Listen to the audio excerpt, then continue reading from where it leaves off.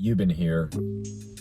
I'm recording this because in about a couple of hours I will be performing my first stand-up set in front of a live audience, which I'm so fired up about. This has been 3 months in the making of writing jokes, going to open mics, staying up till 2 in the morning just to get 3 to 5 minutes of stage time.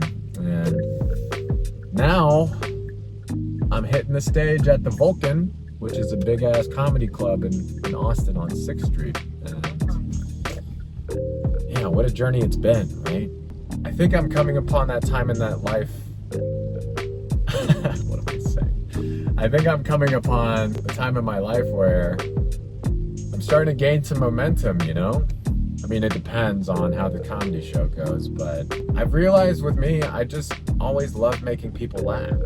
And now I get to make strangers laugh. I get to make my friends laugh with this thing that I've worked on for such a long time, and they get to join in my joy. I think that's so cool. And for those that are debating whether they should take that leap to go and chase their dreams, I think as humans, we're all called to be creators in some form or the other. I say go do it, you know? Even if it's not making money at the time. This is not something I'm being paid for, but this is one of those things where I'm really grateful for the opportunity, and I'm happy that I get to actually manifest my gifts in real time and be of value to other people, you know? I feel like a large part of my life I've lived selfishly, and you know, due to depression and anxiety, it was hard for me to care about other people in a way, and I always thought that as like some fault of my personality, but now I'm realizing you just haven't found the right way yet. So love you guys, take care. All right, give it up from you to Kim. She was beautiful. She was beautiful. By the way, Ernest, is it cool if I use that N-word pass that I asked you for yesterday? You can use it. Yeah. Okay, cool. All right. Hey, guys, my name is Euban. Like how you been? Woo! I know I look like Kim Jong-un with a southern glow up. I also don't have a butthole, so I guess that runs in the Kim family. And maybe one day. Depends on who said that. But yeah, my mom, she's been nagging me so much recently. She's a real nagger. That's my past. And she's bugging me about how I'm 32, still single, no kids. And I think it's because I haven't found my type yet, right? There's just so many types nowadays, and I'm like Ash Ketchum. I want to catch them all. I want to poke them all, you know? There's race-based types, right? Yellow fever, jungle fever, big booty Latinas. Give it up for the big booty Latinas, come on! Hell yeah. I don't know if they're a disease, but yeah, I need the vaccine. There's also size-based types, right? BBWs. Any BBW fans in the house tonight? Big, beautiful women. I call them KFCs. Confident fat chicks. That's with a K. They're finger licking good. Probably because of all that BBW sauce. Yeah, and you know, everyone wants to talk about bad bitches nowadays. You know that song? If you know the words, I ain't got no type. Bad bitches is the only thing that I like.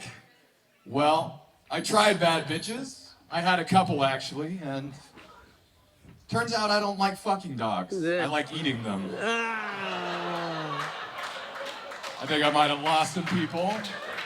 By the way, guys, these are jokes, right? These are jokes. Bestiality is not cool without consent, so make sure you have some peanut butter ready. And I'm gonna use this opportunity to plug the family business a little bit. It's gonna be a weird question though. Ladies, who here is a fan of circumcised penises? Give it up. Yeah. That totally ruined the joke. Okay, never mind.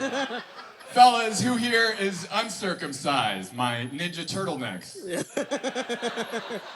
Okay, all right. Well, crowd interaction's not going the way I expected, but my dad does adult circumcisions. This is a real business. HoustonCircumcision.com, look it up, book a consultation with me. Yeah, he bought that domain name in 2016, genius move. And yeah, it's rewarding work, you know? You're bringing men closer to God. You're saving men from dick cheese and broken marriages. We can even make it bigger, longer, work better. Our mission statement is, if there's a Willie, there's a way. But there are cons to being in the circumcision cartel. First of all, yeah, your life pretty much revolves around men and their penis problems. There's a lot of dick pics that I have to go through. And these aren't the type of dick pics that you send to your friends, right? These are the type of dick pics that you find in a police report, right? Picture Apollo Creed's face before he dies in Rocky. For this exercise, it helps if I'm trying to look for a black guy, but I can't find one. Welcome to Austin, everybody. Here we are. And we do 3 types of we found one. If you need a circumcision, let me know, brother. But we do 3 types of circumcision: the ring-based circumcision, the traditional circumcision, and the Aki way. First, we put the foreskin on the grill. Then we chop it up. And the result is a foreskin fillet. Thank you guys, that's my time.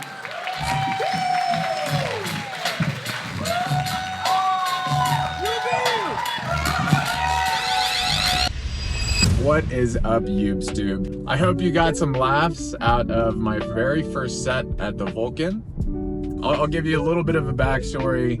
I was definitely freaking out all the way up until the set. I was handing out flyers a couple hours before, and then I essentially just got rushed into the green room saying, hey, the show's about to start, make sure you're ready. Whenever I find myself in those types of situations, I start freaking out because I've been working on this for a while and I want to make sure I do a great job, right? I was literally pacing back and forth upstairs while the show was happening downstairs at the Vulcan, and just hoping to God, like, hey, I hope I don't forget a line, because my set is pretty cohesive. Each joke kind of tags into each other. But then the moment everything shifted, honestly, was the MC Ernest. He was announcing how the show would go down. He had a point where he was like, who y'all here to see? And I could hear my friends just yelling my name, like, you been. And honestly, that was such an exciting moment. That was the moment where everything kind of shifted from